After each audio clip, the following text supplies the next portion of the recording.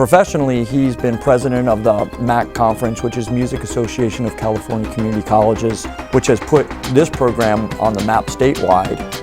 Work ethic-wise, he's always ready, prepared. He's always looking for new projects. Who's that guy walking around with a big smile, wearing a vest and a tie? I mean, who does that anyway? David and I are both musicians. We tend to approach our day with a certain rhythm. Working with David for me is like playing my favorite Scott Joplin song. It's energetic, creative, lively, just fun. He tells us all kinds of like crazy stories a lot of times. He's a great storyteller, by the way. Our staff meetings are never boring. He always comes in with a joke, which, you know, puts a smile on your face right away.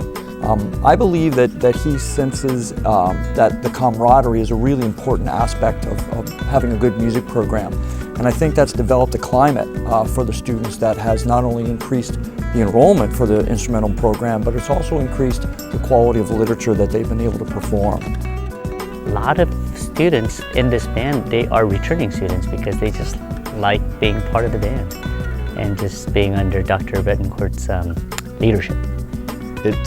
It's actually a lot of fun. It's like a rush kind of going through this class. His passion is brought out in every single performance. Those skills that we work on in band, he also encourages us to take those things and apply it to everything else that we do, and then that really allows us to succeed not just in band but in life in general.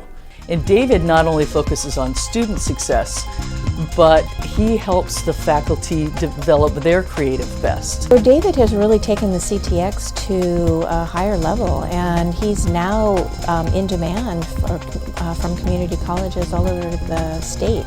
He really listens to the faculty, he really asks what they are interested in, and he takes part in professional development himself. He's very on top of what's going on in the state. Here, I could really see his passion as a coordinator for the CTX. So I can only imagine the passion that he puts into the classroom. And I had the pleasure of doing some silly things with him as part of the Falconeers musical group, which David completely put together. The world is his classroom, so he's always teaching, whether you're actually his student or you're just his colleague. He's always in teaching mode. To see the support that he gives students to get to a 4-year college or university is really pretty spectacular. Like, he'll be there earlier for you, he'll be there after for you. I think because of the example that Dr. Betancourt puts out, then he influenced me to also want to do music education. The group that you're part of, I think he really wants it to make it special for you. And I still wasn't reading music very well. And he caught it. He caught it and he gave me a part that said, okay, I want you to learn this. And he just had that fatherly tone, like, oh God, I don't want to disappoint him. And I forced myself to read the music, and that influenced me to study the music more and to become a music major. He's my #1 inspiration here, and I feel very blessed to even be talking for him right now, because he's someone I've looked up to since day one.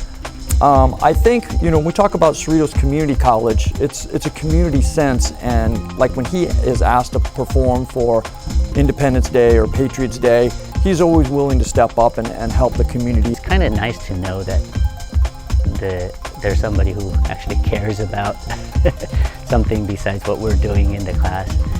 And since we are a performing group, it's great that we can perform for people who might not have the opportunity to hear at a different type of more formal setting. He makes a big difference in many students' lives here on campus. I don't think anything stops him. I really don't think anything stops him. I don't think he sleeps either. I don't know, he's almost a perfect professor.